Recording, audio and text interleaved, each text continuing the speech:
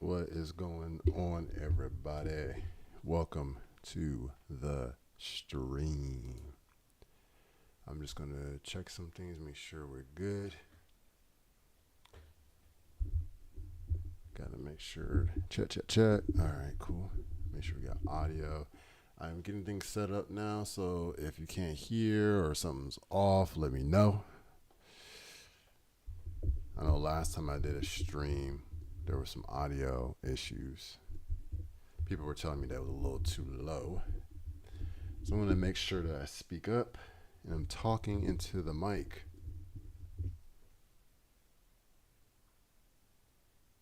All right.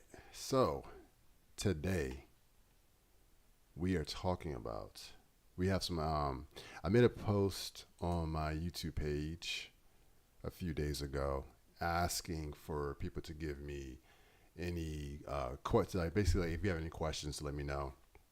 And I did get some questions, so shout out to the people who asked questions. I will be answering those questions today. So let me actually let me just check on my end, make sure everything is good. I don't see anyone here yet, so I want to make sure that we are good before I keep going.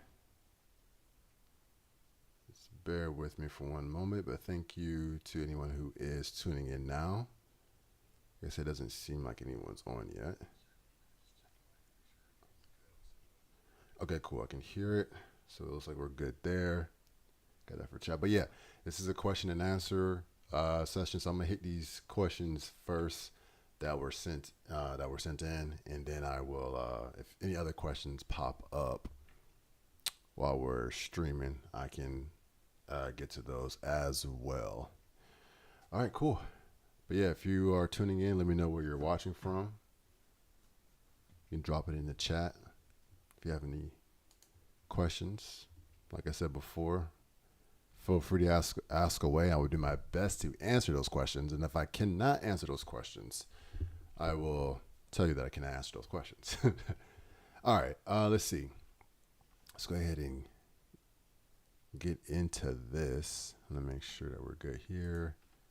All right, pull up Davinci Resolve. All right.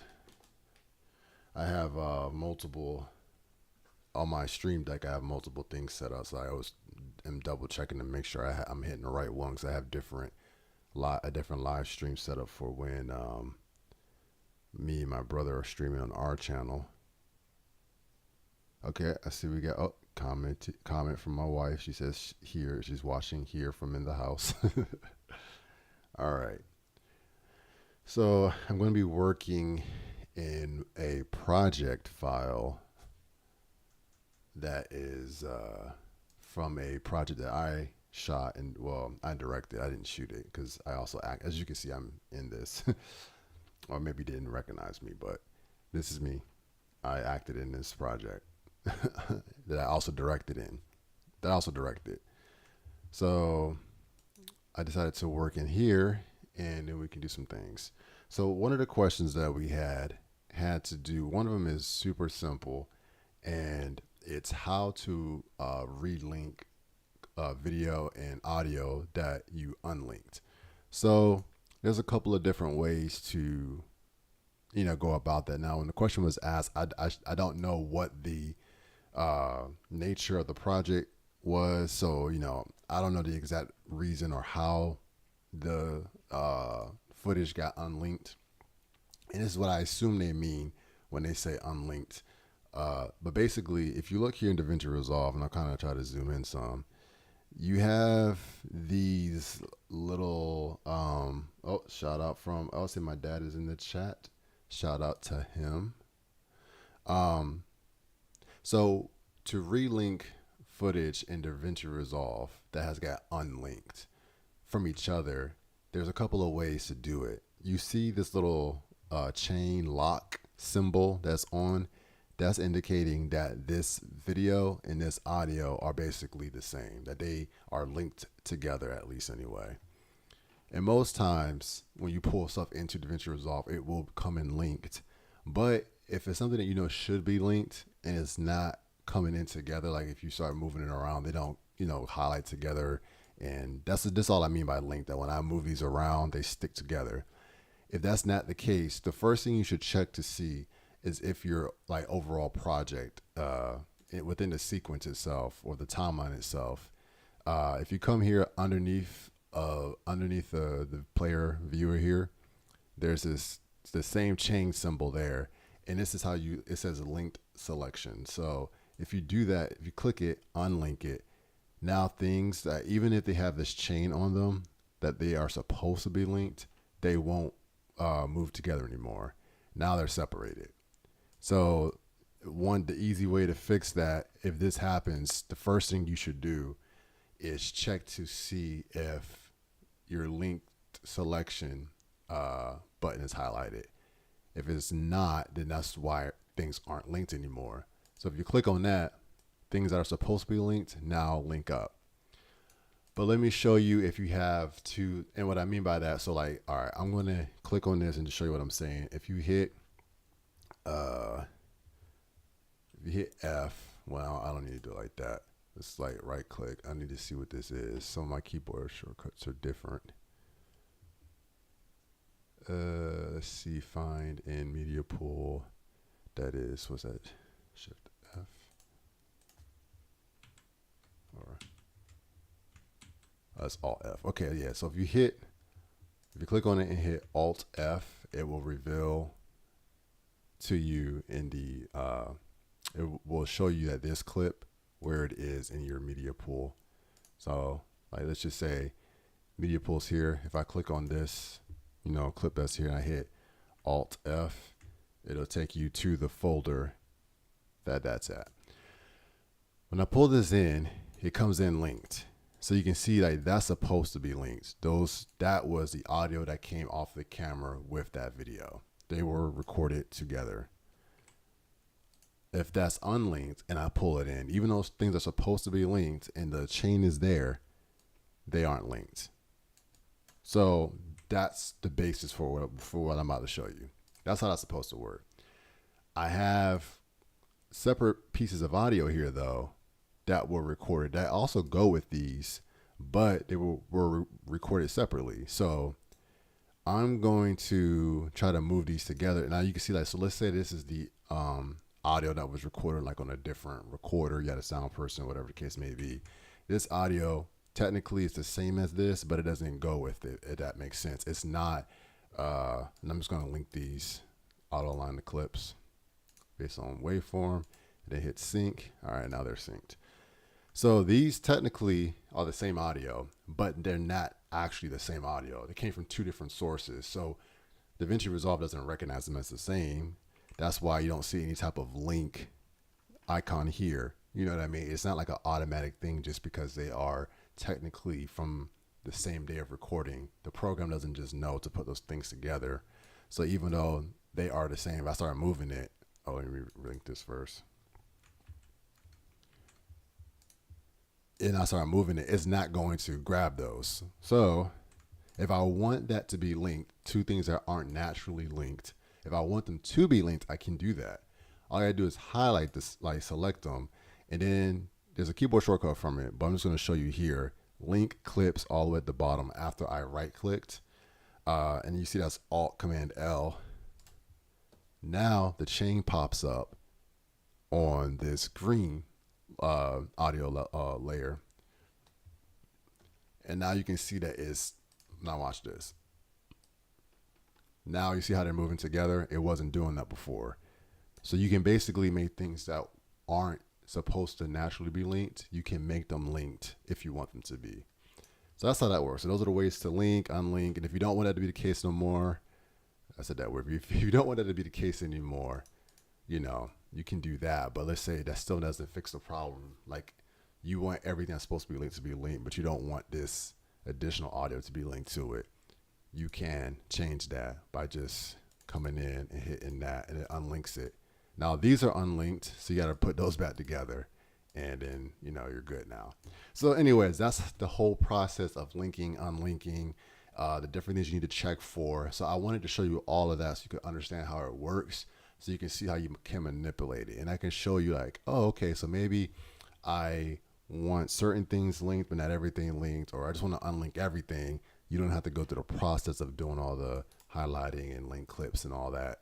You can just click that button there, and now nothing is linked, even if it's supposed to be linked. So I figured I would show you that. So that answers that question. So hopefully that helps. Hopefully that is what hopefully when that question was asked, that's what they were talking about. All right, so let's just check. Okay, no new questions in the chat yet. So another question we had was about using mask. And let me get a different, I guess I can use this on any one of these clips, but let's just switch it up here. I want to find a good clip to really be able to do this with. Okay, let's just say that I'm just trying to find a good clip so it's easy for me to do this. Masking is, you know, there's not just, I'm trying to figure out the best way to say this. When you're masking in Davinci Resolve, that can mean all kinds of things. Like what type of masking are you talking about? What is the end result you want? But essentially, you can look at masking like drawing a mask around a person to composite them out. Maybe you want to put text behind somebody's head. You know, that would be a way of masking. Maybe you want to draw a mask as like a color grading term in terms of I want to mask this area and add some light or change the color. You know, so masks are basically a tool to basically say like, I'm doing all the everything that I draw. When I draw this mask, everything inside of that, all the edits I do are like affecting what's inside of that. Or you can invert the mask and those edits are happening to everything outside of the area that you draw. It's almost like creating a concentrated area. That's like the simplest way I could think to explain what masks do. So that being the case, you can use mask in several different ways. There's no one set way to use a mask. There's different situations that people will use mask in. When I say masking, you know, I might be meaning it for color grading or a power window. Could be another way of referring to that. Someone else may say I need to mask out this person to separate them from the background because I want to take the background out, or I want to be able to layer this person, or I'm going to do a transition. So I need to mask the person separate from what's coming next. So that way they'll be on the basically in the foreground, and the background can change, and the subject in the foreground can stay. You know, it's like you're manipulating it with like masking in this kind of a compositing type situation. So hopefully that wasn't overly complicated. Let me go ahead really quickly and just apply this so you don't have to look at this log footage. I'm going to turn off my film grain here so this isn't playing back choppy. Slow down. All right. Is that what? Yeah, my film grain's going to go slow. All right. So masking. You can do mask. I believe you can do them. You might be able to do them on edit page. For sure, you can mask in Fusion, but I like to do my mask on the color page. But you can do them in Fusion as well. I don't use Fusion quite as much, but it's possible to do that. And like it just depends on what you're trying to do. So for what you want to do, it might be better to do it that way. One thing I will say when you are masking, so I'm gonna just put another one here. And I'm just gonna call this a mask. Now I know the question, so I'm gonna show you if you have. Okay, so I'm gonna show you two ways to basically do this effect, and I'm gonna do the text effect, where it's very popular on social media, and you'll see it a lot, where you'll see text pop up behind someone's head, basically, and it's kind of cool. It's like, oh man, you put this text behind, and that, I feel like that's one of the ones people are typically wanting to do. And I know for a fact that's the question that was asked in the situation because it's my wife that asked me the question because she also edits videos. I'm gonna show you two ways to do it. I'm gonna show you one way to do it with the free version of Davinci Resolve, but then I'm gonna show you what I would say is even an easier, better way of doing it if you have the studio version, and that's with the Magic Mask, the Magic Mask tool using the AI Magic Mask tool in Davinci Resolve, and I use it a lot, even in my professional color grading work. I'm using that tool probably like at least 50% of the time, and probably more like 70% of shots where I have to separate a person out, and I don't want to necessarily change the background, but it's usually for lighting. Like I might want to affect that person's skin, but nothing else. Super useful for that. But technically, you can do it with mask. It's just annoying, and then this will be a tougher one anyway because of my hair. So I had longer hair when I shot this, so sometimes hair can get in the way. So we'll start with that. So let's just we'll pick this frame, make this our hero shot, and we'll start cooking. Alrighty. So to make this work, we're gonna have to have two layers to do this particular masking effect. This isn't how every time you mask something, it's not necessarily gonna be like this. And this is a situation where I actually need to unlink. That's kind of funny. All right, I wanted to have two layers because basically what's going to end up happening is I'm going to put the text layer under here. And I'm going to go ahead and do that right now. So we'll get that done. I'll just use basic text. That's fine. All right, let me go ahead and mute this. That's just Control D if you want to, I think it might be Option on Mac. I'm on Mac, but I'm using a keyboard that's a PC keyboard, so I think that might be Option, but I'm not positive right now. But it's Control D if you're using a PC keyboard to disable a track. Okay, so this we want to be behind me, and that's what we're basically going to do with the mask. Let me make this bigger. And then I'm going to just put a drop shadow on it so we can see things. So we can see things clearly and all that. And I actually just don't like how this looks, so I'm going to get a different font. This isn't that necessary for the tutorial, but why look at something that I don't like to look at? We'll just use, where is it? Is it Impact? I don't particularly want this one either, but we'll just use that. And then I can do mixed font. I can do all caps. Quick little text tutorial if you ever wanted to make everything all caps without having to retype it. That is a font case you can change. You can make it mixed, small caps, and then you can switch it around. All right. Anyways, so we leave it at that basic title. That's fine. We want this to go behind me. All right, so let's do it. Let's get it. All right. Put this back on. We're going to go to the color page now. I got the mask here. We're going to right click on the node graph here, and we're going to hit add alpha output. And what that did was add this little, you saw we had the green dot here, and now we have the blue dot. And blue goes to blue basically. This is going to go over here. And once we make the key, it will make sense. Actually, no, I'm gonna disconnect it so that way you can see it not work first, and then it'll make sense. Because otherwise, if I show it to you, you don't think it's, it might confuse you. So I'm gonna wait. All right, let's stop procrastinating and let's draw this mask. All right, so you see, we have all these tools here, all these nice little, I never would know what to call this. What's this, the toolbar in Davinci Resolve? We're gonna click on window, and this is the masking aspect of this. So you have different shapes and things. If you click on it, you can do a circle, and this is usually what people call a power window. You could do this, but it's not going to be as clean for this scenario.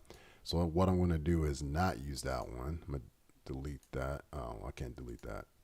I'm going to click on the pen tool, and I'm going to draw the mask myself. I probably really only need to draw it around my head, but I'm just going to do a rough one all the way around. And it can be a little bit rough right now because you can kind of always go back and adjust these. And you can get it pretty much as perfect as you want to, because you can go zoom far in and really get up in there. And this is why I said with no long hair can cause somewhat of an issue, because you're trying to, it can be hard to key that. And the thing that's annoying about this is you have to like by hand do this, and this isn't the most annoying part. Drawing this can be tedious and annoying, but the most annoying part is tracking this. Now, Davinci Resolve does have an auto tracking feature, but it doesn't always work or stick very well without your own interference. So you may have to manipulate it some more, and that can be annoying. That's why I said the AI Magic Mask actually does a pretty decent job and gets it about, it does pretty good. I was about 80% of the time, it does what I need it to do. Okay, so I've drawn the mask around myself. Now we're going to test out, which I notice is probably not going, it depends on how long the shot is too. Let me see how long this shot is. I'm going to just cut a small section of that. Let's go back to where that lines up. Because you can already see the issue is this has to follow me. And I moved around. I'm going to just stick right there for right now. That looks the closest. That's not exactly where I was. I should have locked it in before I did this. But you get to see in real time the issues that you can have, especially if you do this like I just did it and mess up.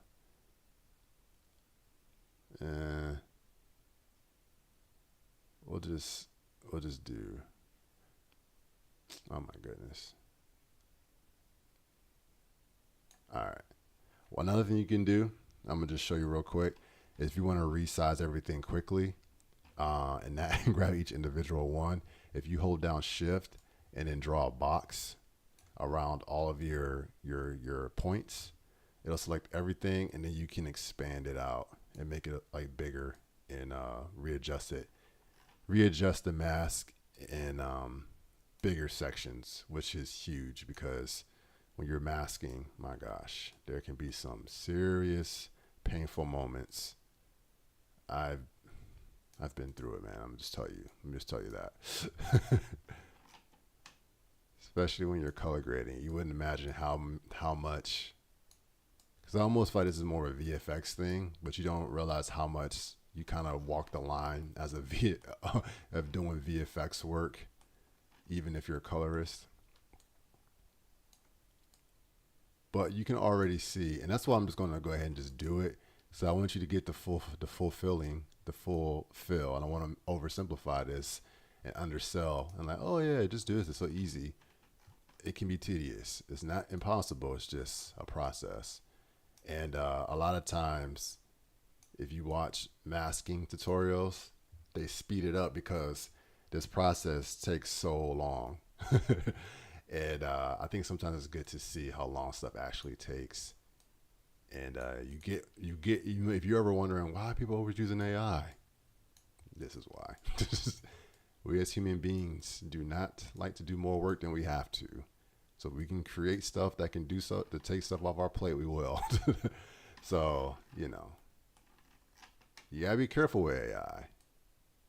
But this is how I know even people who swear AI off, I think they're only talking about generative AI because I'm trying to imagine, think about when you do like auto captions on like Instagram.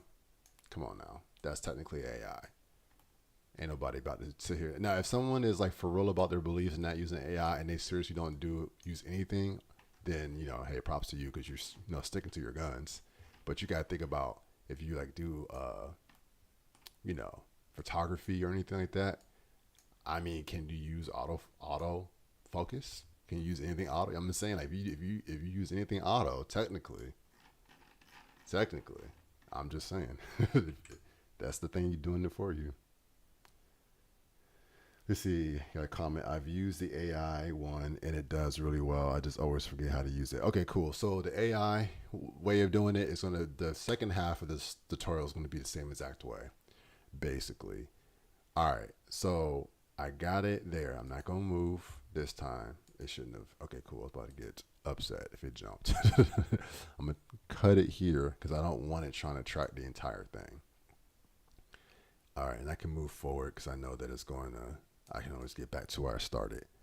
So we're just going to use that bit right there just a little bit because I don't want it to take forever. But also depending on how long your shot is, you can see that this thing could, my goodness. But just to kind of show you, if you hit Shift H, this is what we're kind of going for. So Shift H basically shows you what the effect is doing. And it kind of works with everything in the color page. So if you you using a mask, you can see what's being affected. If I were to invert this, which is hitting this little box with the circle inside of it, then it would cut me out and now it's just the background. So it's kind of getting you to see, oh, okay, this is how this is going to work. And we can see that we did pretty decent, cutting out the background. We got a little bit of bleed over here, but we probably can fix that with some feathering. All right. Shift H to go back to how it was. Now we're going to try auto tracking first and see how it does. So I'm going to just go to the middle. I'm at the beginning of it, but you can hit track forward and reverse. So it'll go, if you were to do this in the middle, it would basically go forward and then track it all the way back. So either when you hit or you can hit, track forward and, I'm going to just hit this. It's fine. All right, so it locked in pretty good, but you can see that it fell off at certain spots. So depending on how tight you need this to be, you'd have to go in and adjust that. Like when my head moved, I then would have to, which did a good job of following my head, but then my shoulders are off because my shoulders didn't move. So I would have to frame by frame adjust that. It's not a big deal because it's not going to really show up too much on what I'm about to do, but it's just something to consider. That's all I wanted to show you so I don't oversell the simplicity of this effect. I want you to know what you're getting yourself into if you're going to do this. All right, so the mask is done. But as you can see, we do not see the other text. So it's like, where's the other text at? Because we should be seeing it. Let me get rid of that too. But we're not. I just deselected the one that's on top and it's like, okay, well, where is it? All right, let me show you. The reason why you can't see it is because remember when I had us to add this alpha output? Now we got to take this square here, the blue square, click on it and link it over here. So you just click and then you drag and you bring it over here and you release. Now you see our title behind us. So let me show you what is actually happening. So let me turn everything off but that layer, the top layer that we did the masking on. I'm gonna deselect those. This is what now Davinci Resolve is giving us. I'm cut out here. The subject in the middle is cut out. The background is now gone. And that's what we had to do to add the alpha output, because basically it's now cutting out everything that wasn't inside the mask. And then if we inverted it, the opposite would happen. So it's essentially creating like a clear video. I could put anything under this basically. This almost could be like a changing the, this also could be like a situation to like change your background. If you got this clean enough. It's not that clean right now, but it's not a huge deal. Cause I'm just, showing you roughly how to do this. But essentially now what that means is, so we have our first regular layer. This one, nothing, we didn't do anything to it. This has to be there to have the background. Imagine it like a sandwich almost. Then we put the text layer on top. It's fine to do that because we're going to put the other layer of me on top without the background. So now we're going to see this pop up over top of me. And there you go. So if you look closely, you can see where the background's not clean. That's where you're seeing the text cut off. So if we need it to be cleaner, we can go in and fix that even more. And I could do something like go over to this page and make sure I have this one selected. You want to make sure you have the right one selected, because you'll see two of the same image, but that's the bottom layer. And if you go over here to timeline, you kind of will see that it's stacked. So that's just something to look out for when you're in Davinci Resolve. Make sure you're like not clicking on the wrong thing and like you're confused as to what's happening. Oh no, don't do that. Don't do that. Okay. But you can click here, see that's the right one. So now what I'm gonna do is, you can do this and you can see more of the lettering coming in because you're cutting more into that top layer. And then the same thing on this side, I can cut more into it. I think I saw a comment about Fusion, and yes, you can definitely do this on Fusion too. I'm just showing you the color page because that's the way I always do it because I don't use Fusion that much. What did I want to do? I was gonna go back to the mask and show you how you can like soften things. So let me just do Shift H so you can see what's happening. If you come over to your, I clicked on the window panel again and it's showing me, and I have transform settings and I can just change the sizing of it and all that stuff. But I want to mess with softness. So I can basically soften it. And if you look at the edges here, you can see it basically blending it, like feathering it. And that helps a lot when you're doing things. It's going to help blend out the imperfections. In this case, you still got to get it a little bit more perfect. But let's go back to the edit page. You can actually see it bleeding through, and you can see the hair from my bottom layer popping in. So that's not really going to work. In that case, you got to get it even cleaner. But, that's an area to show you like, oh, man, yeah, it can be pretty tricky. Let me go back to soften and change that. All right, so that's, the first way of doing it. So I'm going to show you now with the, I just wanted you to see that it is possible to get that effect with the free version of Davinci Resolve. As you can see, it's like not perfect. So you got to like go and clean it up some more to make it look even more seamless. And that can be tedious because you got to go through frame by frame and clean up where it's, messing up at. Let's check the comments before we move on to the second method. You don't check the chat, bro. I literally did. Okay, is it possible to do everything in Fusion page? Yeah, I did. Maybe it's delayed. You didn't hear me say that before, but yes, it is 100% possible to do that. And yeah. So yeah, I'm just looking at the other comment. You said I don't check the chat. You put clapping. Cool. But yeah, you can do everything. I don't know I'm assuming you're asking me. Yeah, I don't know if you were asking me or telling me. But yeah, you can definitely do it on Fusion page too. That's the thing I like about Davinci Resolve is most ways of doing it. maybe the next stream, I think I might start doing more Fusion because I'm still learning Fusion myself. Edit page and color page is where I do most of my work because I'm a professional editor and a professional colorist. I am not a professional VFX artist, so I don't do a. Not that you have to be a VFX artist to use Fusion. I'm just giving the reason as to why I haven't really used the Fusion page much because I'm not creating a lot of graphics or motion graphics. I'm not doing crazy compositing situations.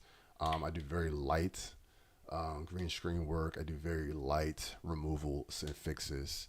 But I do want to get more into Fusion. So I probably will start doing more of me just as I'm learning Fusion. I'll probably do more live streams with that as well. So if that's something that you guys would be interested in, definitely let me know. If you're not interested in it, that's fine. I'm gonna do it anyway.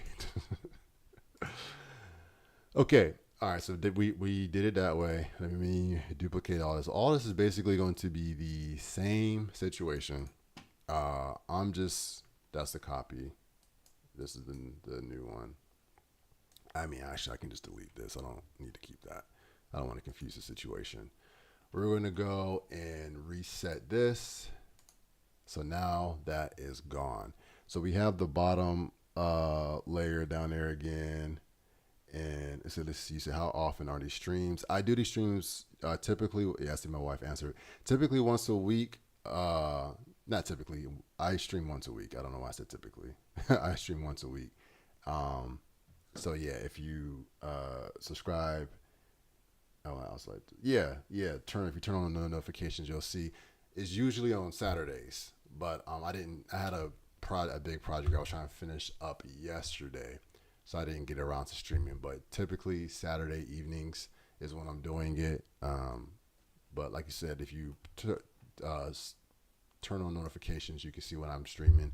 I'll post throughout the week and say like, hey, what's some questions you guys have? So if you have questions, definitely let me know. I'll do my best to answer them. If I don't know how to answer them, I would at least try to point you in a direction of people who I know can answer those questions. There's a lot of different creators on YouTube who like specialize in different things. So if I don't have the answers, I can try to find you the answers. And thank you for subscribing. I appreciate it. Okay, so now we're the same setup basically that we did before, doing it in the same mask node, but now we're going to do the AI magic mask. So let me just rename this for clipping purposes. AI magic. Oh no. Magic mask. Okay, cool. Where we at? So I actually really like this tool. I feel like this is one of Davinci Resolve's better tools, honestly, and kind of a game changer for them. So there's different ways to do it. You can do clicks or you can do strokes. It's like a paint, so like you're painting the area that you want it to be masked out. I prefer doing. When they first had this feature, that's how they did it. You had to like kind of paint on your strokes of the area that you want to be masked, to basically be separated. I like doing it with the clicks because it just seems like it works pretty well. So all you do is you click on the area and you can see it already started grabbing. So let me hit Shift H here. Actually, let me let's delete that because it's going to get kind of weird. Let's highlight those and Control D. Oh, my keyboard just decided to crap out on me. Well, that's really weird. Do I not have it? Oh, okay. Well, thankfully, that's a wireless keyboard, but thankfully I can plug it in. So give me 1 second here.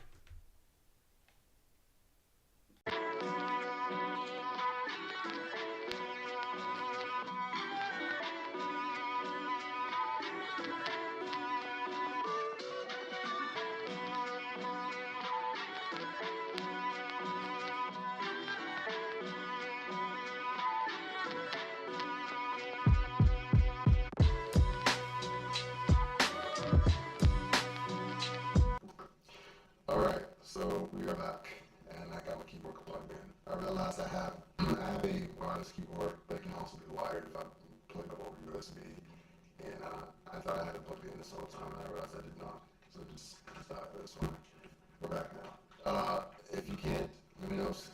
make sure everything is fine. I want to make sure that we can hear me, because I just changed something. Check, check, check. Okay. Audio's still good. Sweet. Alright. We're on the stream for 40 minutes. Alright. Let's go ahead and hop back over here. My voice is breaking up. Let me know if my voice is still breaking it up. Oh, it sounds robot. Okay. That's probably because I messed with the. Hold on. Let me do something. Okay. Give me 1 moment. I realize I have to fix this now.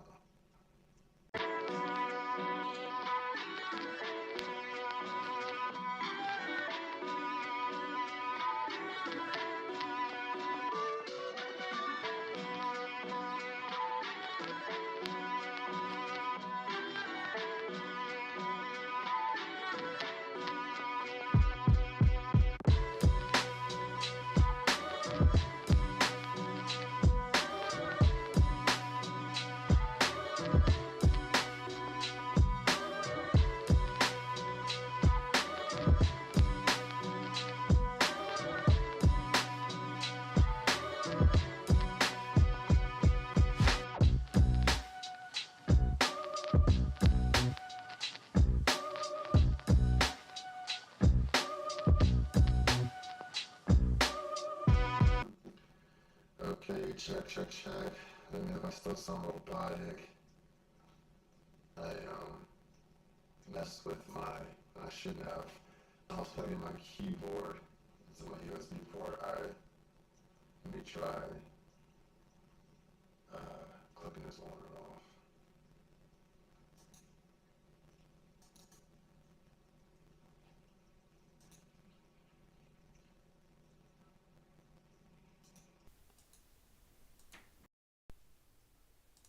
Check, check.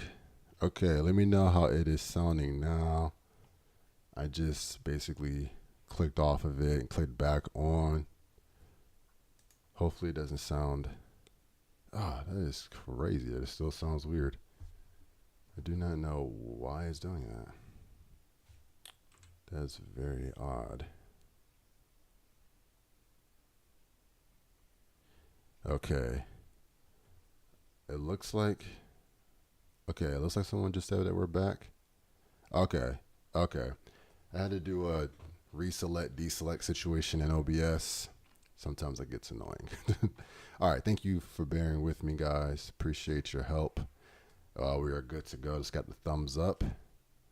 All right, cool. So let's go ahead and hop back into what we were doing. All right. Okay, so now we're back.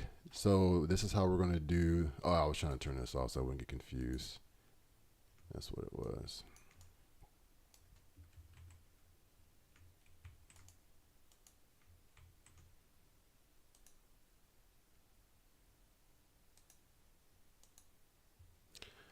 Alrighty, so now let us see. Okay, cool. There we go. All right, so now we're gonna go back to the color page. All right, so this is how we're gonna do the AI mask. So like I said, you're on the toolbar here, just come over to AI mask. I like to use the add click over the brush stroke, so I'll leave it on add click. I'm gonna click on my face here, and okay, yeah, so this is, hold on. I didn't remember all this stuff's already set up. I want it to not be there so you can see how I do this. All right, so if you hit Shift H, like I said, you can see what is basically in the mask. So that did pretty good. It grabbed my face, but it didn't grab all my hair, which this is the one area that it can kind of struggle. So I can click there again, and I'm just gonna add a few more points just to give it some more points to work with. And then I go back, I hit Shift H, and I check it. I'm all right, that's pretty good. The top off a little bit, but I'm gonna see if I can get away with it first. But you can see, like, it looks like it did pretty well. Key me. So what I'm gonna do now is use the auto track feature with it, and I just click on track forward and track reverse, because if you're in the middle of a video clip, it'll start from where you are, track forward, and then it'll go back and make sure everything is in place. And I like to do Shift H like this, so that way I can watch it while it's doing it and make sure that the key's holding up all the way through, because sometimes it will lose it. So you got to kind of help it. So I hit tracking, and you can kind of see it. It'll do its thing here in a second, but it'll start going. And depending on your computer speed, it will go faster. This computer is on, it served me well, but it's time for me to get a new one. The computer I use when I'm working is a lot faster, so it'll, pretty much breeze through this. But I have to upgrade my personal computer.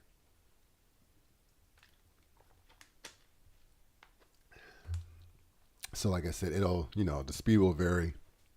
I'm editing on this computer is a old M1 Mac Mini that has it's definitely punching above its weight class. So a lot of times when I'm doing smaller video, I don't try to do a lot of crazy stuff on this computer, because it it doesn't handle it well, but it still can get the job done. It just takes longer to get there. Like I said, I will be updating. I need to upgrade this computer. So I don't know. Apple, hit me up. I should reach out to Apple and like, hey, let me get want to send me some, a review package or something? All right. It says we got about a minute left. And it's crazy. This clip is so short. Like I do this like so much day to day on the computer that I, do my work on. And it goes so fast. But as you can see, you can kind of watch it frame by frame as it's going through, and it's holding pretty well. It hasn't dropped me yet. I'll watch and make sure it's holding on to like my shoulders. If my head were to start moving a lot, then it probably would, struggle a little bit more. But it's doing pretty good. I will say though, if you are someone who edits on, personal stuff for your YouTube or whatever, and you want to use this effect, this is actually a good demonstration of what you could run into if you do not have a powerful enough computer. So having worked on more powerful computers, it's not supposed to take it this long, especially for this short of a clip that's not that long. So if your clip is very long, it can do that. But okay, almost there.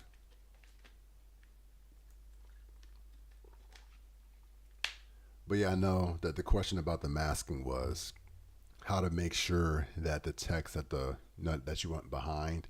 The main key to this is assuming you have it set up properly on the edit page. When you come over here, make sure you add that alpha output node. You right click on your node graph, add the alpha output node, and then drag that over. And okay, so now it's done. I can kind of scroll through, and it held honestly really well. Like I already knew about this patch here at the top, but I'm not going to spend a lot of time on that. But you can clean it up. So if I wanted to, get that more, you would keep clicking it. You might have to, I've done it where it's like, it's not holding, so I'll delete it and start over. So I'll grab another point and then grab more points and then track it, because you might just need more points for it to, be able to register and key. Another way to change the background of something if you wanted to. Okay, so now that is cut out. So I'm gonna come back over to the edit page, turn these back on. You can kind of see. Now we're going to we already added our alpha output. And just to show you again, I'll remove it. This is how your node graph will look normally with just the green output essentially. But if you go to where you right click and you hit add alpha output, the blue square on the right of the node that you want the alpha output effect to apply to, you click on it, you drag it, and then you pull it over to the blue output and you release, and now you can see we have the tile effect that we wanted. Go to the edit page, play that through. Before I go though, and honestly, I would say it's still a little buzzy, and you can soften it up and try to play with it. Again, it's tough when you have hair. Long hair can, kind of make this difficult. But if it's something that you're doing, really quickly, it may not be a big deal, and it might work out pretty well for you. So that's how you do that, essentially. Before I go though, definitely something that's worth playing around with. If you don't have movement, you can get away with it a little bit better. But been able to kind of plan it out, know what you're doing. You can try to do your best to make it look as clean as possible. But you can still go in, and I'll make sure I'm clicked on that. You can go in, and I'm gonna hit Shift H. I like to do Shift H so I can see what's happening to the mask. So you can go like the post filter and slide that over, and you kind of can look at the edges and see that it's trying to clean it up more. So I'll do that, and actually I think it did pretty good. If you look here, all that artifacting and stuff, I'll do post filter, and it actually does a pretty good job of making it look more natural. If you look here, where it's kind of like pixelated and things like that, I'm just going to post filter, sliding that over. And you can go as far as you want to go, so that's not 100%. Sometimes when you do that, it'll start looking weird. Like you'll see stuff coming through that you don't want to come through. So you kind of want to go as high as you can before the image starts breaking up too much. But we did get more of my hair in there. Then you can also do smoothing. So you can kind of like smooth out the area to try to make it look a little cleaner. You can do blur radius to blur it. Now, I wouldn't suggest doing that, a whole lot of that on this one, because you can see it won't look as, you'll see it on the text. Clean black, there's a couple of different things you can do to try to make it look even better. Clean white. So it'll just kind of basically try to hone in on that. But I think post filter is the best one in this case to use. Make sure. Okay, cool. And then now when I play it through, and you can play on the color page too. I don't have to go back to the edit page to play it. Before I go though, it looks better, but if you look closely, you can see like it's still like buzzing a little bit. So it's probably too much on the post filter. Because you take the post filter off, it's not really doing that, but the edges look weird. So we want cleaner edges. You got to kind of like balance it and see how much you can do before it starts looking crazy. And it doesn't look the best. Like I said, it's not designed. This shot wasn't designed for that. So you would probably try to do some more things and keep playing with it. And like I said, hair can be tough. There's so many little follicles and so many things you're trying to mess with. So, but yeah, that's how you do the masking for text. So you can use that masking technique for anything pretty much. So hopefully that helps you to understand. I just use a text as an example, but you can do that with anything. If you wanted to change the background out, so let's just say I got rid of these and I'm like, okay, I did that, but I want to have like a solid color or something. I can put the solid color underneath and go to generator over here, and I'll change the color. Let's see, I'll change the color to like blue or something. You can do something like that. Like, again, that doesn't look that great. Before I go, but that's theoretically how you can use it. These developments you have to just kind of keep playing with it. So you got as clean of a key as possible. Before I if there was like a backlight on me, if you plan this ahead of time, you can get it to be cleaner. Green screen's probably still the better way of doing that in the situation, unless you're going to go super detailed on your key and like really like just go in there by hand and just get that right. But anyway, that's how that works. So hopefully that was helpful. The other question we had was, and I should have wrote them down, but it was about how to set up, I think it was how to set up a simple color grade. Let me actually check. I want to make sure I get the question right. Let's see here. the question was,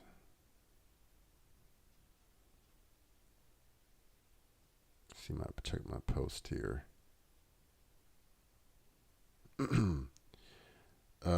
Step by step tutorial on setting up for basic color grading. Okay. So this is one of those things where whenever I do color grading tutorials, I like to preface it by saying a lot of this is very subjective.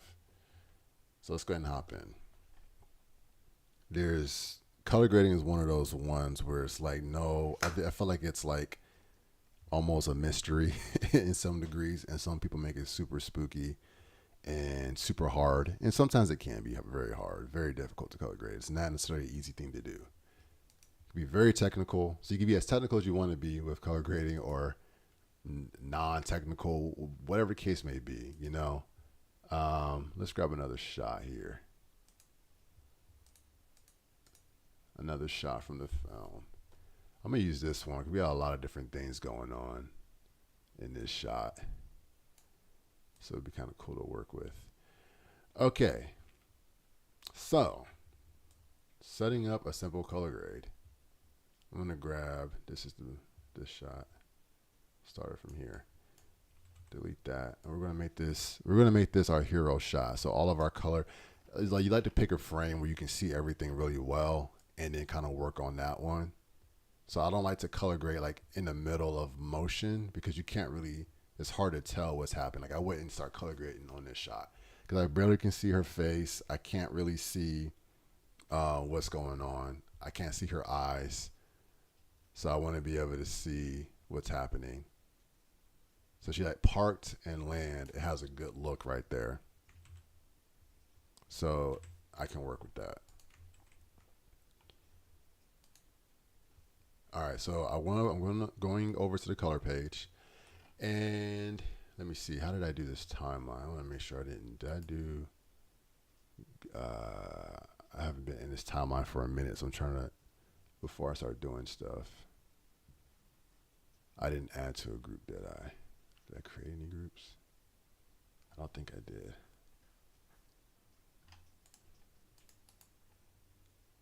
Add into a new group. No, there's no groups, which is fine. Okay, setting up for basic color grading. So when you're trying to set up for basic color grading, there's a lot of things you have to consider.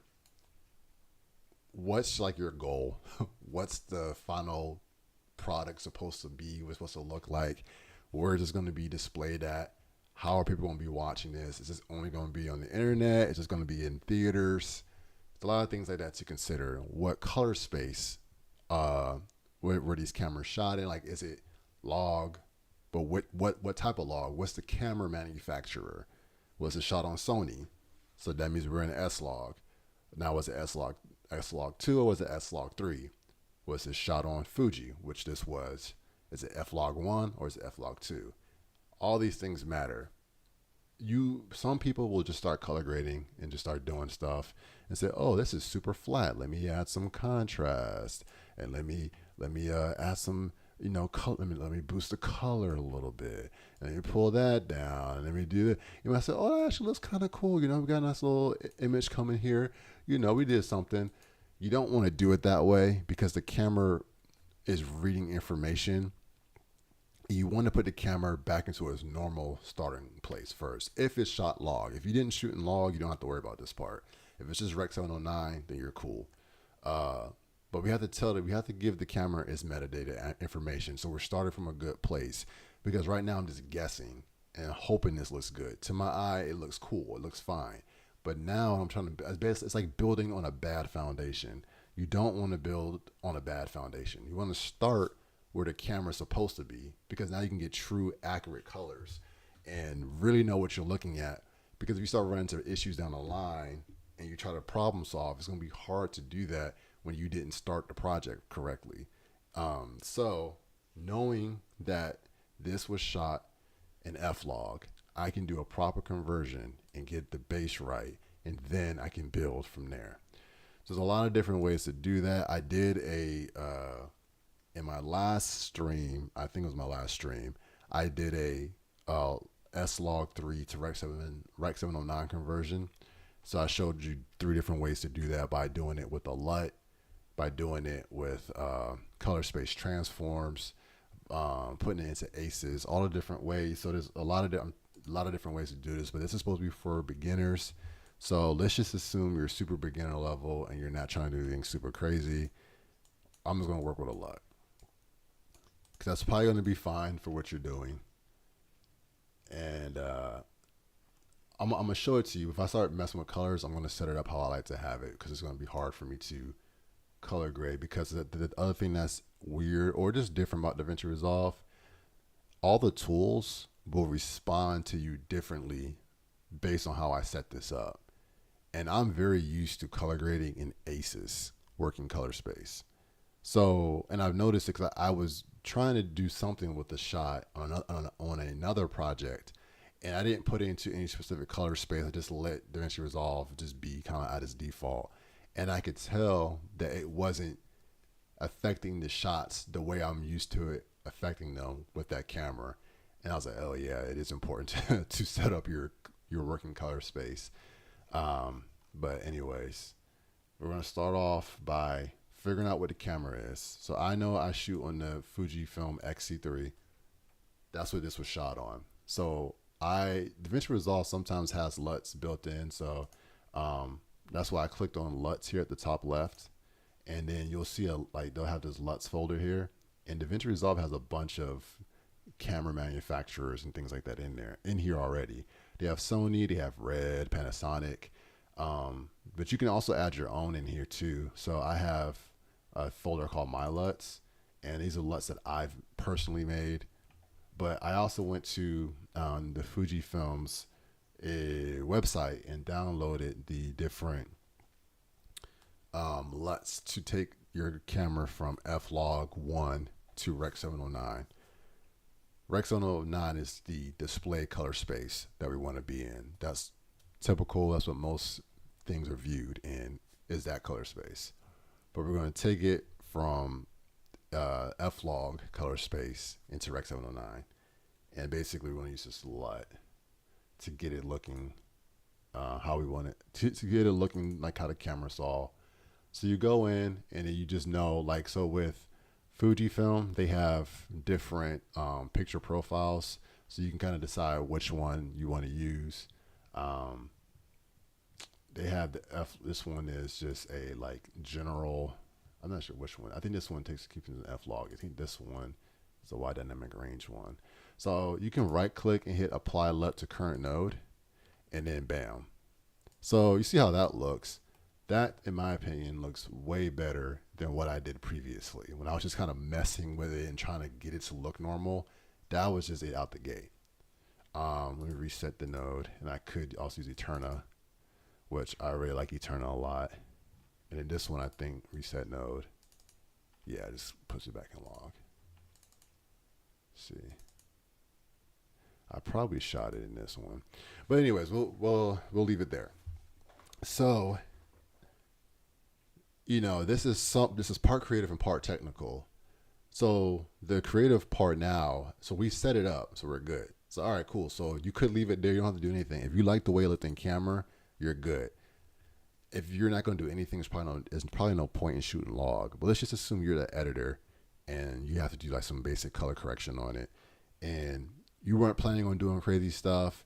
The footage you got was already in log, but you found out from the videographer that it was shot in F-Log1. So you're like, all right, well, let me get F-Log1. Let me throw in the conversion. Now we're good. I'm done. You know, so that's how I would say setting up a basic, color grade. That's one way of doing it. And then I like to do things in multiple nodes. You can technically do every bit of color on one node. I like to do it in multiple nodes because to me, you can actually see what you're doing. If you ever want to go back and change something, it's easier to do when you have different things happening. So let me give you an example of what I'm talking about. So I showed you basically out the box how to do that. But let's reset all of this. And I have a node I have a power grade that I created for this. I'm going to go ahead and apply it. Okay, So it's looks a little bit more convoluted, but it's not necessarily that complicated. It's the same process. I just have a lot more nodes, and I have a different way of working. So I have my conversion in, which I did not use a LUT to do, but I use another thing that Davinci Resolve has plugged in, which is color space transform, and I get a similar look. It's slightly different. No, actually, it's obviously it's about the same. It's but now it's slightly different because we're in a color space I like to work in, which is ACES. Let me check the chat. Okay, cool. No comments or questions yet. So you can do all this by hand. I made this one already, so I don't have to do it by hand. But this is how I like to, this would be a basic like node tree structure. So like I said, all of this could be happening in one node, but I don't like doing that because I like to have one that's for like my exposure, one I can use for contrast, and you could also like use like maybe like an S curve type situation. Balance I have set up for color, and I have a it says, okay, so you're following, so no questions. All right, cool, perfect. I have this setup for when I want to do my color balancing. It's like if I want to do some like corrections of colors, and then I have it broken up in a way to how it works in my brain. This is the main first sections I got to do is make sure I have my exposure right, my contrast levels right, and my color balance right. Then I come out of that and I go into more creative things. So color slice is how I like to manipulate colors in more detail.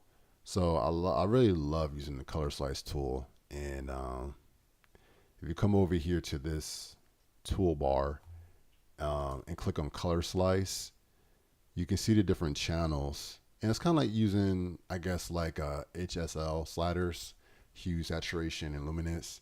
And kind of does the same thing, but I just like the way that this one works. So like, let's say for instance, her blue, let's just say, or even this blue, let's say I'm like that. I think it's probably going to be cyan. Let's see if I like to do this. Yeah. Okay. It grabbed it. So let's say I'm like, oh, that's too saturated. Let's pull some of that saturation out. You see that it's actually like affecting just that. And it's affecting anything that's that color. So if you don't want it to affect everything, you got to be mindful of that. But if you want all the things in this shot to, not have to, if you want all the shots, all the, things that are cyan to look the same, you could just do it with the color slice.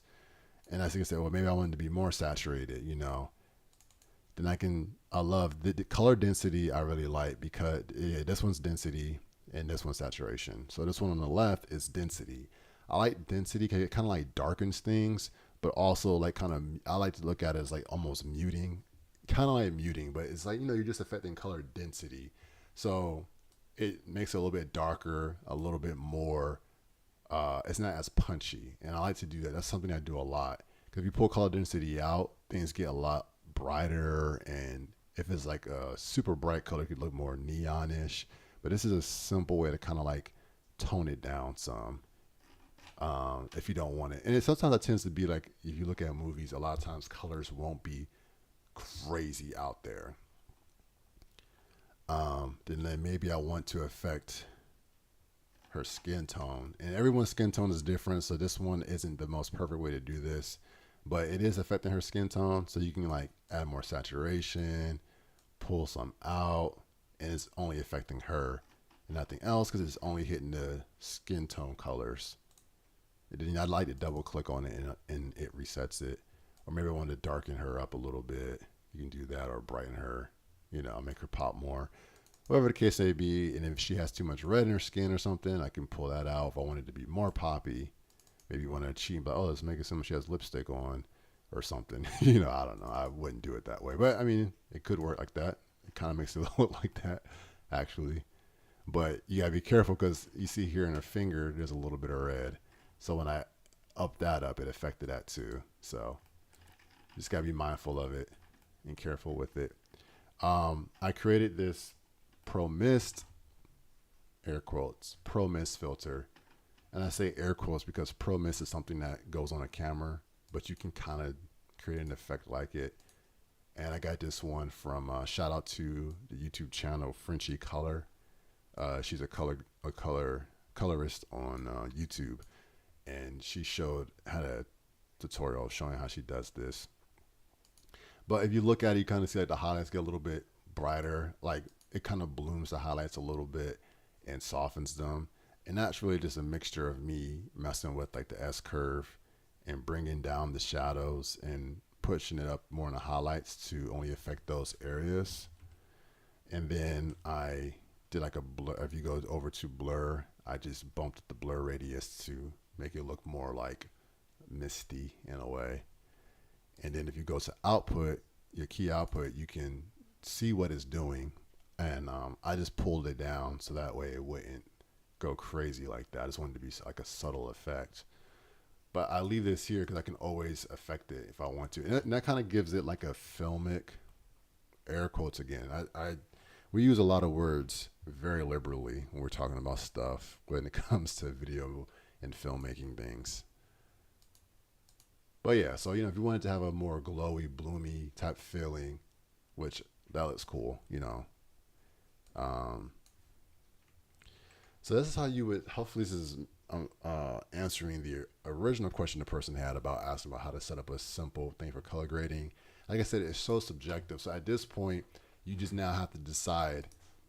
I can't really tell you what to do because I don't know what your project is, but you can kind of see my process. Like if I wanted to make this overall image brighter, I don't, but if I did, I would go, okay, let me bump up, exposure. I would go to my HDR window and bump up global, and it's like an overall adjustment. Or maybe I wanted it to be darker, like this scene needs to be a little bit moodier, something like that, And then maybe I come over to my contrast, and I would mess with contrast. There's so many different ways to do it, so you have to pick which contrast you like to mess with the best. I like to go to the primary wheels and then mess with contrast like that.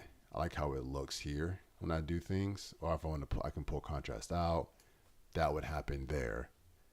And then with color balance, I would come here and say, okay, I want this overall thing to be more warm.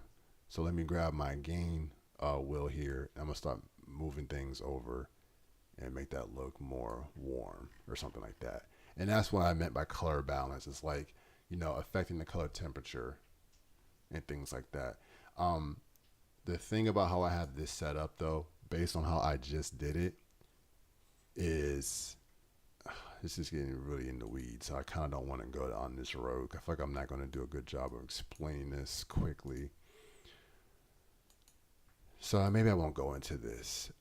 It's kind of like just adjusting. I'll just show it to you, and it's basically like if you right click on a node, you see all those options. You come down to gamma, and then I switch it to linear, and all that's doing is basically making your log wheels, your primary wheels, is making them register differently. And I learned this effect from Cullen Kelly, and I think Kazi also did it. So they're different. They're like professional colorists on YouTube who do a lot of tutorials.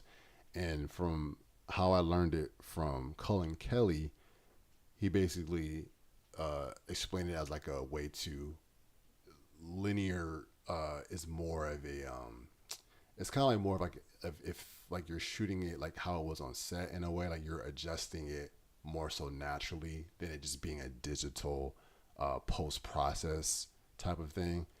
But I like doing it because it's like, to me, it's a very easy way to color balance things without having to mess with your temperature wheel and then add some pink in and then move to green. Like you get a lot of pushing and pulling when you're doing it that way. Because a lot of times I think when people are adjusting color balance, your first thought is, oh, well, if it's too warm, let me cool it off. But then it may not look exactly how you want it to. And then you gotta like, okay, well, now it's a little bit too, now there may be, or if there's too much green, let me add some pink. But now it's like, well, it just looks like I'm putting pink on it and it doesn't look natural. So that's why if you have to do it this way for it to work properly. But if you click on a node, go to gamma, go to linear, you select that, gain wheel is the one. You can't just pick any of these. It has to be your gain wheel on the primary tab. When you start to move things around, it's just a more subtle and easier. It gives you like more control, and you can like dial it in a little bit better. This shot was actually done. It was shot very well in the sense that there's nothing to really correct, because sometimes you can, you'll look at a shot and you'll say, oh yeah, this is too warm or this is too cool. This is pretty much very neutral. So there's nothing really to fix. So if it was like the whites look proper, things like that, so nothing really looks bad. So it's nothing really for me to correct on it. But if I wanted it to be a little warmer or something like that, I could just nudge it in that direction and do a lot with just a little, if that makes any sense. And again, I was on the wrong one. I will say that was not working right. See, it's like a gradual change when you move that point around. And like I said, it's all about what you want it to look like. You don't have to do that. If I wanted to cool it off a little bit more or something, I could cool it. And I said, oh, it's a little bit pink. I just start pulling it down away from pink. And I did all those adjustments without having to move my temperature and my tint. It's like you're doing it all in one. Just simplifies it some.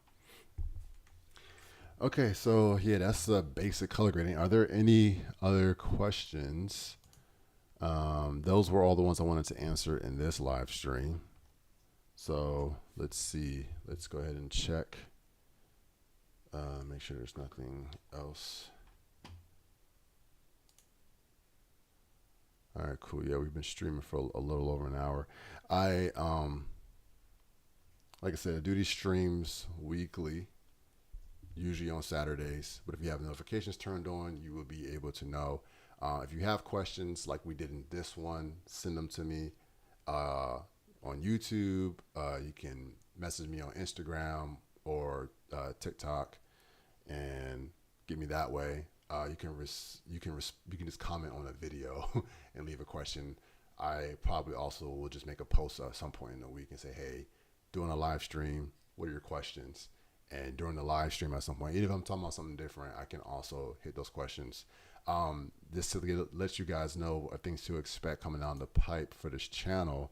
This project that I was working in today to show you these different tips and things is a project that I am working on, that I directed and acted in.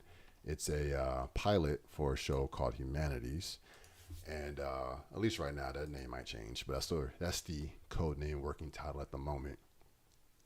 I'm going to be live. I've decided to live edit this project on stream.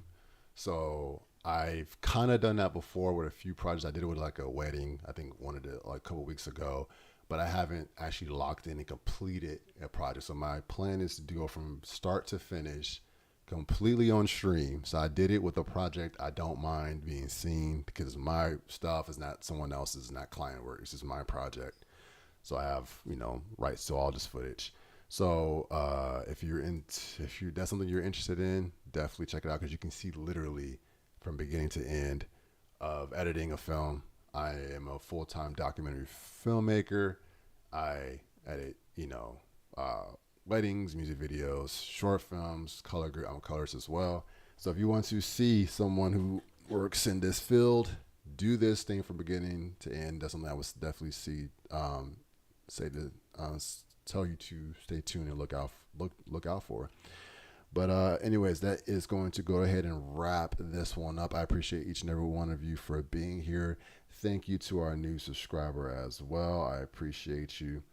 Thank you for being here. And until next time, I will see you guys later. Peace.